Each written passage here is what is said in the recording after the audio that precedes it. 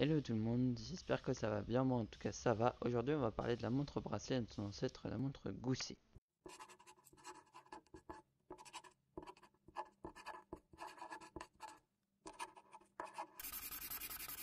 Selon le dictionnaire, une montre est un petit appareil portatif fonctionnant en toutes les positions servant à donner l'heure et d'autres indications. La création de la montre est traditionnellement attribuée à Peter Heylen, horloger allemand qui créait de très petites horloges avec un anneau soudé sur le côté.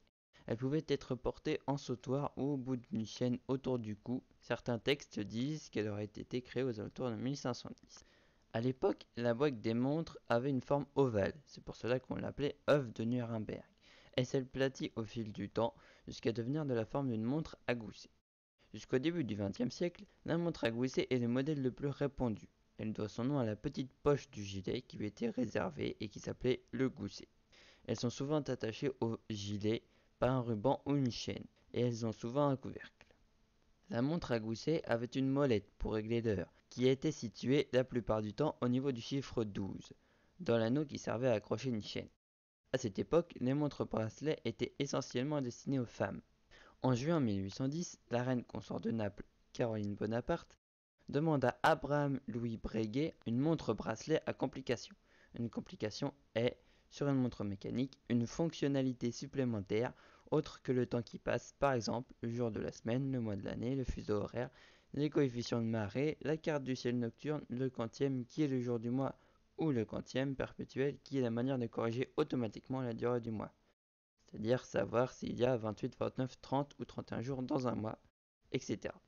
Cette montre sera remise à la reine consort en 1811. Les horlogers de l'époque proposaient des montres pendentifs de taille plus réduite pour la jante féminine. Elles s'accrochaient autour du cou grâce à une chaîne ou à un ruban.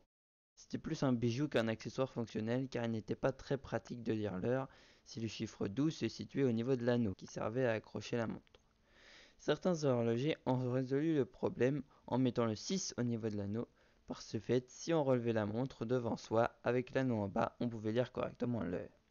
La première production en série de montres bracelet semble remonter en 1880. C'était l'armée allemande qui avait fait une commande de 2000 montres à la firme Girard-Perregaux. Les montres étaient vraisemblablement utilisées par les militaires avant d'arriver chez les civils par l'Angleterre. La firme suisse Omega produisit les premières montres en série en 1900. En 1914, la montre bracelet est très répandue mais fait encore figure de nouveauté. La Première Guerre mondiale acheva de populariser la montre bracelet grâce aux montres bracelet militaires qui équipent certaines troupes du corps expéditionnaire américain. La montre bracelet ne cessa de se miniaturiser et de se perfectionner par la suite. N'hésite pas à mettre un pouce bleu et à partager ma vidéo si tu l'as aimé et à t'abonner si tu ne veux pas louper mes prochaines vidéos. Sur ce, moi, je vous laisse.